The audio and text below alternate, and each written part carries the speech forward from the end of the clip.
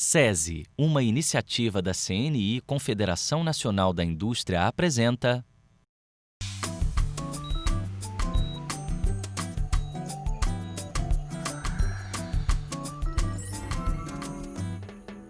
Hoje o Almanac Saúde está focado numa parte do corpo que a gente não costuma dar muita atenção.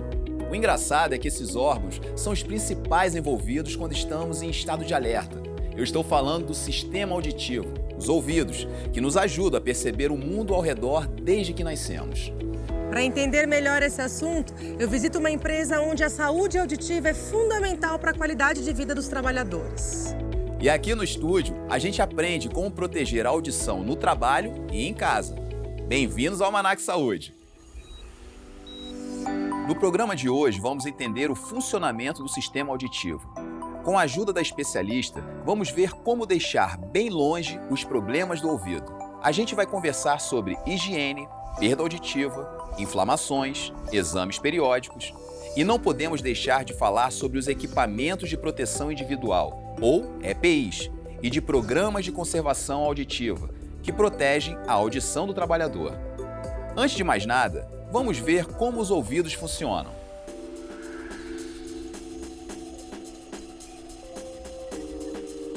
O sistema auditivo está dividido em 3 segmentos. Tudo começa com o ouvido externo. A orelha é como um funil que leva o som pelo canal auditivo. As ondas sonoras seguem por 2 a 3 centímetros, até que chegam ao tímpano, uma membrana delicada que vibra com o som. Começa aí a segunda região desse sistema, o ouvido médio, que amplia a pressão das ondas sonoras em mais ou menos 20 vezes. A última parte da estrutura do sistema auditivo é o ouvido interno. As ondas sonoras seguem a jornada por um labirinto de tubos e passagens, onde o som é transformado em impulso elétrico e enviado até o cérebro. Pois é, nossos ouvidos são órgãos delicados. É impressionante pensar que todos esses processos acontecem muito rápido. Cada palavra que eu digo chega ao seu ouvido em milésimos de segundos. Agora vamos conversar com uma especialista no assunto, a otorrinolaringologista Larissa Macedo de Camargo. Tudo bom, Larissa? Tudo bem, como vai? Seja bem-vindo ao nosso programa. Muito obrigada, agradeço o convite, a oportunidade de poder falar sobre a saúde auditiva. Doutora, para começarmos o nosso bate-papo, a otorrinolaringologia ela não cuida só do ouvido, correto? Correto. A otorrinolaringologia é uma área extremamente extensa. Ela cuida do nariz, do ouvido, da garganta, da fala, que é a laringe. Mas todas as estruturas acima do pescoço, à exceção do sistema nervoso central, que é o cérebro, a coluna e os olhos, sentindo-se apto, o otorrino pode fazer tratamentos dessas regiões. Então, traumas de face, o otorrino trata. As vias lacrimais também é um cuidado que os otorrinos podem fazer. Além disso, alguns tratamentos estéticos funcionais também são a cargo do otorrino. O ouvido teria outras funções além da audição, correto? Como, por exemplo, o equilíbrio, né? Justamente. Então, o sistema vestíbulo-coclear é responsável tanto pelo processamento da audição, que é a cóclea, uma das estruturas do ouvido, quanto pelo equilíbrio, pela orientação espacial. Então, se nós movimentamos os braços, movimentamos a cabeça, temos o movimento dos olhos, tudo isso é processado e essa informação é enviada do ouvido para o cérebro. Perfeito. Com relação à perda da audição, isso acontece por causa da idade que vai avançando ou haveriam outros fatores que provocariam isso? Bom, então a perda da audição é algo esperado. Acima dos 65 anos, 1/3 da população vai ter perda de audição. 75 anos, metade da população vai ter perda de audição. Assim como a gente altera a pele, assim como o cabelo vai ficando branco, a gente vai perdendo funções e a perda da audição é esperada. Entretanto, hoje em dia a gente verifica uma perda de audição mais precoce devido à exposição precoce em grande demasia de ruídos. Então, a gente espera que a população tenha uma perda de audição mais precoce do que se era esperado. Acredita-se que a partir dos 60 anos a gente perca 1% da audição anualmente. Hoje em dia a gente já verifica a população entre 30 e 40 anos com um déficit de audição pequeno. Você acabou de mencionar com relação aos ruídos. Teria alguma interferência com relação a quem mora na área urbana para quem não mora ou não? Não, teria. Então, na verdade, o que é o ruído? O ruído é uma sensação auditiva desagradável, que são várias vibrações conjuntas que o ouvido vê aquilo como algo desagradável. A fala, que na verdade é a intensidade que nós estamos falando é aproximadamente 55 decibéis. No ambiente de trânsito, no ambiente do dia a dia, chega a aproximadamente 170 decibéis. Então já é uma amplitude muito superior a que o ouvido deveria ser submetido. E ambientes mais rurais, essa amplitude não chega. Então você não é submetido a essa densidade de exposição a ruídos. E Larissa, com relação às empresas com ambientes ruidosos, elas têm essa preocupação em proteger o trabalhador? Existem programas para isso? Bom, existem, desde 1977, portarias e normativas que vêm para proteger o empregado e proteger o empregador. São direitos e deveres que são estabelecidos. Uma exposição prolongada a ruídos, em 10 a 15 anos é esperado que esse trabalhador já tenha sintomas. E nem o empregador quer que seja esse empregado tenha alguns sintomas relacionados à atividade. Claro. Então é um trabalho que cada vez mais vem sendo aceito, dados os benefícios para ambas partes. E quando existe uma certa resistência do trabalhador em utilizar, por exemplo, os equipamentos de proteção individual, os EPIs, como que a empresa tem que agir nesse sentido? Bom, então tem um trabalho que se faz com cartazes, com palestras, com informação. Além disso, está normatizado que deve-se, além de dar gratuitamente todos esses equipamentos, deve-se instruir como usá-lo. Doutora, eu gostaria que você falasse um pouquinho sobre o tímpano, pode ser? Claro, vamos demonstrar para ficar mais simples. O ouvido é dividido em 3 estruturas. Nós temos aqui o ouvido externo, que tem um pavilhão, o conduto, finaliza no tímpano. O tímpano é uma membrana flexível e o que ela faz? Ela é o sistema de condução para a orelha média. O que é a orelha média? É a região onde transforma essa energia sonora em energia mecânica. Tem vários ossículos que vão transformar essa informação em energia mecânica. E essa energia mecânica, na cóclea, que é uma estrutura do ouvido interno, é transformada na informação elétrica para o cérebro. Então, qual a importância do tímpano? É o tímpano que protege toda essa estrutura do meio externo. Entendi. E existiria alguma forma adequada, correta, para se limpar o ouvido? O que é o ideal? Após o banho, a ponta da toalha úmida, até onde você conseguir posicionar a ponta da toalha úmida. Então, a toalha úmida e limpa, até onde você conseguir posicionar, é até onde você deve limpar. Tendo um aumento da quantidade de cera, o que deve ser feito? Procurar um especialista. Isso é removido facilmente no consultório. É um cuidado simples que evita traumas no conduto, trauma na membrana, até procedimentos devido a esse risco de lesão. Então, é um cuidado simples que pode ser feito num consultório, se necessário, e em casa, no máximo, é a limpeza externa do conduto. Então, o cuidado é super importante, na hora de coçar o ouvido, de utilizar aquela haste flexível, correto? Justamente. Como aqui a dimensão é apenas 2,5 centímetros, então a pessoa introduz muito, faz uma laceração, um trauma de tímpano. Muitas vezes se faz necessário até procedimentos cirúrgicos para a reconstrução desse tímpano.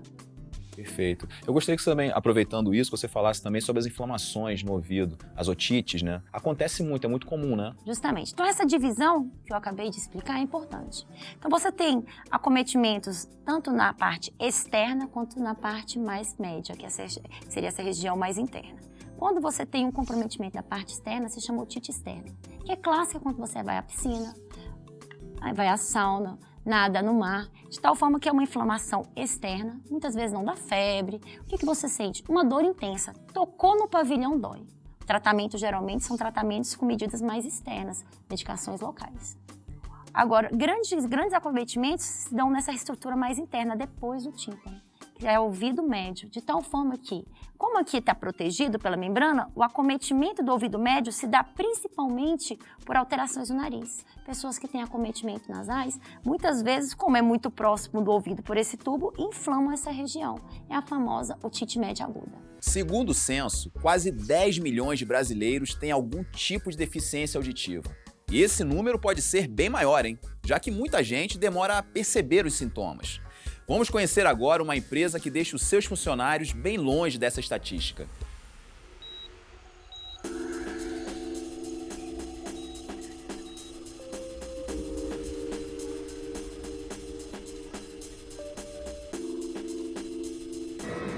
500 pousos e decolagens por dia. Consegue imaginar o barulho? Hoje eu vim até o segundo maior aeroporto do Brasil, o aeroporto de Brasília, presidente Juscelino Kubitschek, para buscar um pouco mais de informação sobre saúde dos ouvidos.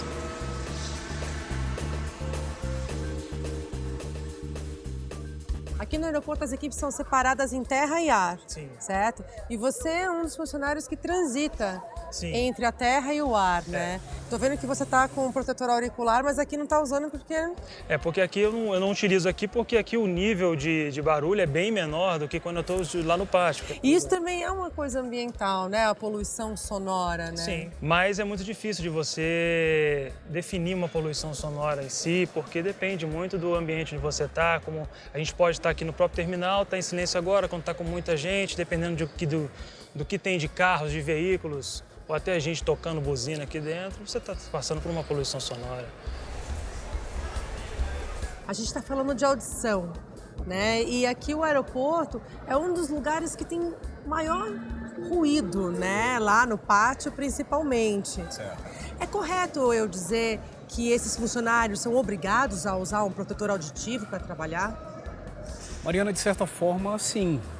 Mas não é só essa a nossa função, né? A promoção dessa qualidade de vida se inicia lá atrás.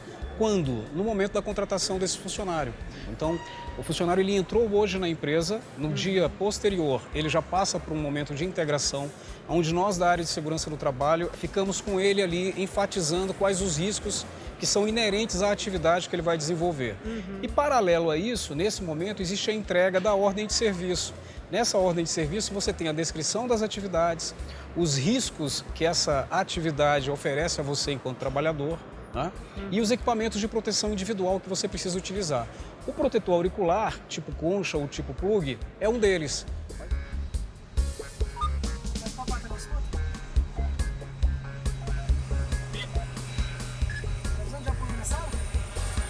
Você está quantos anos trabalhando aqui na empresa? Eu já vou fazer 4 anos que eu trabalho na empresa. E quando você entrou, você fez treinamento também? Passou por uma sensibilização de uso de EPIs? Sim, a gente sempre passa por um treinamento de segurança e dentro desse treinamento ele também é ministrado a questão da utilização do EPI. Tem trator, tem carro, é rádio, então o ruído é bem intenso.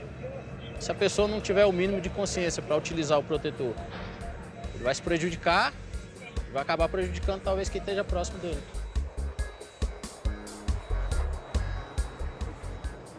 Qual é a norma regulamentadora da audição? A NR15 é a norma regulamentadora que vai estabelecer esses níveis de ruído por carga horária de trabalho. Então, por exemplo, um trabalhador que exerce as suas funções no lado ar durante 8 horas, ele teoricamente deve estar exposto a um nível de ruído permitido de 85 dB. Porém, existe um nível de ação. A partir de 80 dB, que é a unidade de medida de ruído, eu vou entregar para esse colaborador, para esse funcionário, o protetor auricular. Agora, muito importante, esse monitoramento ele é feito através de uma outra norma regulamentadora que é a NR9, PPRA, Programa de Prevenção de Riscos Ambientais. Então é nesse momento aí que o engenheiro de segurança, junto com a sua equipe, com os técnicos de segurança, né, vão elaborar esse documento. Depois desse documento pronto, ele é repassado para a área de medicina, onde o médico do trabalho, né, ele vai fazer um outro estudo para dizer, olha, existe um risco, ruído, em determinada área, e para fazer o monitoramento desse risco ruído, eu preciso estabelecer que os colaboradores realizem as audiometrias, que são aqueles exames que... Exames para ver como está o estado do ouvido, tudo, da audição. Entendi. Qual é o nível de ruído que tem lá no pátio? Então, aí depende muito do local onde você mede. Quanto mais você se aproxima de uma aeronave, mais ruidosa, mais alto é o pico de ruído. Qual que é esse pico? Chega a 95, 100, 115 dB. Obrigada, viu? Foi um prazer. O prazer foi meu. Todo meu. A gente acabou de ver como os funcionários do aeroporto protegem a audição. Mas e os passageiros? Por que algumas pessoas sentem aquele desconforto, uma sensação de ouvido entupido quando viajam de avião? Você sabe por que isso acontece? Quando a altitude aumenta, aumenta também a pressão do ar. O que acontece então quando estamos em um avião a mais ou menos 10 mil metros de altura? O coração acelera e a oxigenação é mais difícil. Para evitar esse perigo, as cabines dos aviões são pressurizadas como se você estivesse a 2 mil metros acima do nível do mar. Na decolagem e na subida, a altitude e pressão mudam muito rápido e a pressão do ouvido médio fica bem diferente da do ambiente. Isso faz o tímpano vibrar, o que incomoda. Quando isso acontece, uma dica é movimentar a boca como se estivesse mastigando. Isso ajuda a equalizar a pressão do ambiente e dos ouvidos. Todos nós sabemos que um ruído alto pode prejudicar a audição e até mesmo provocar a surdez. Mas você não vai acreditar no que um fenômeno da natureza causou na Ásia no fim do século XIX.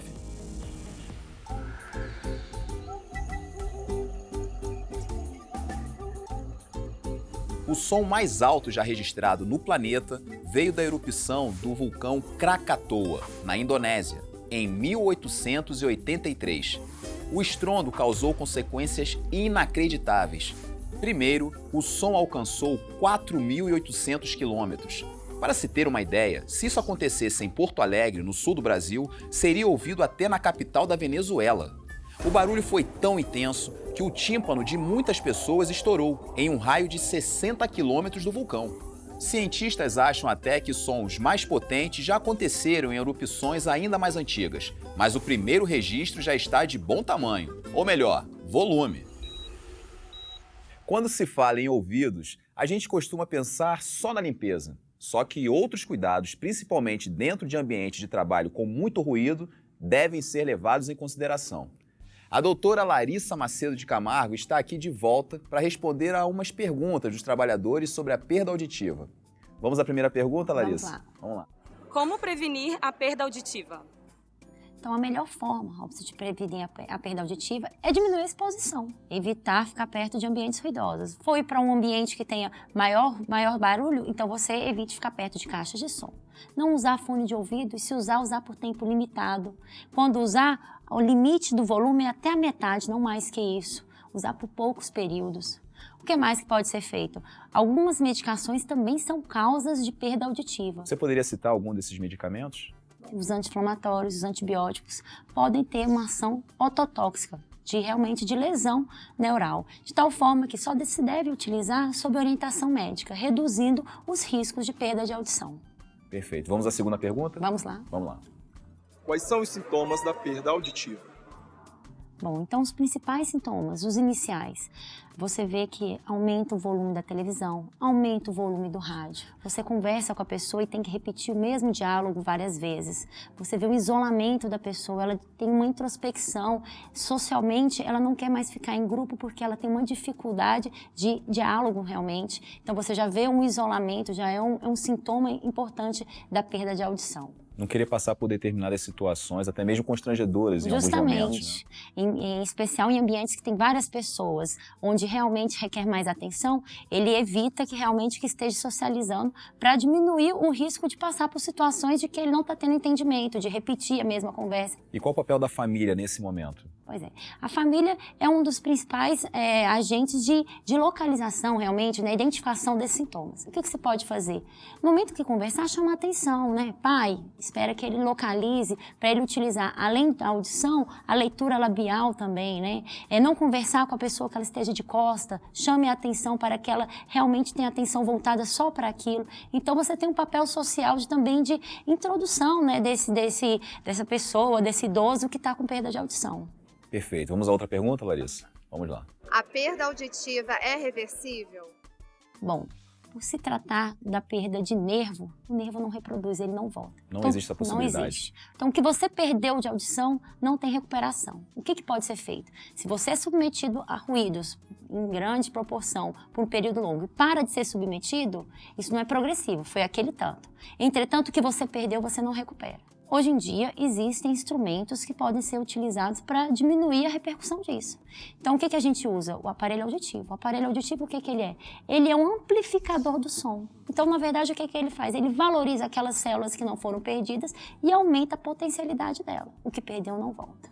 Entendi. Vamos à nossa última pergunta? Vamos lá. É verdade que perder a audição está relacionado a problemas psicológicos?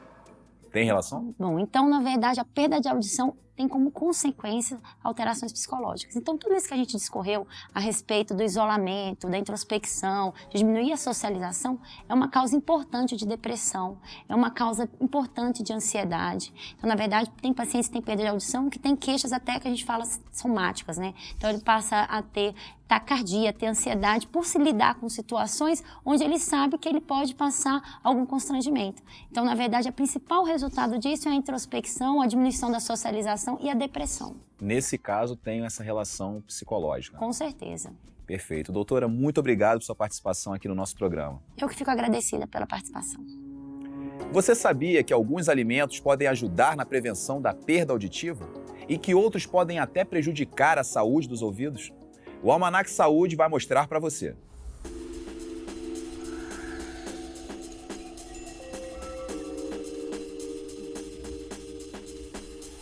O que a banana, a batata e o espinafre têm em comum?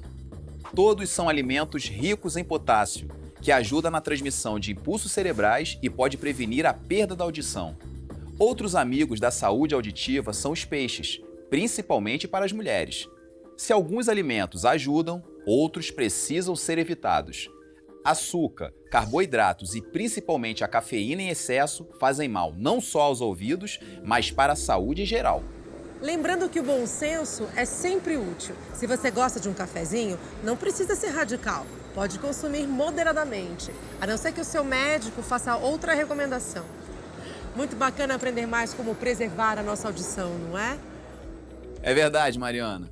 A gente precisa escutar mais as necessidades dos próprios ouvidos. Então, vamos seguir em frente, sempre atentos à nossa saúde auditiva, hein?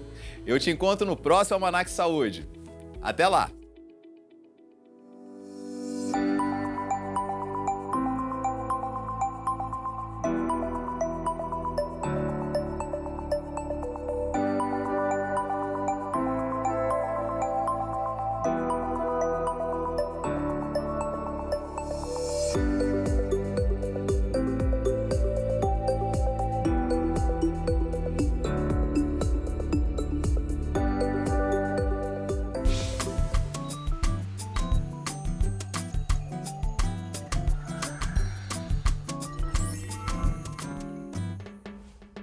Uma parceria SESI, uma iniciativa da CNI, Confederação Nacional da Indústria.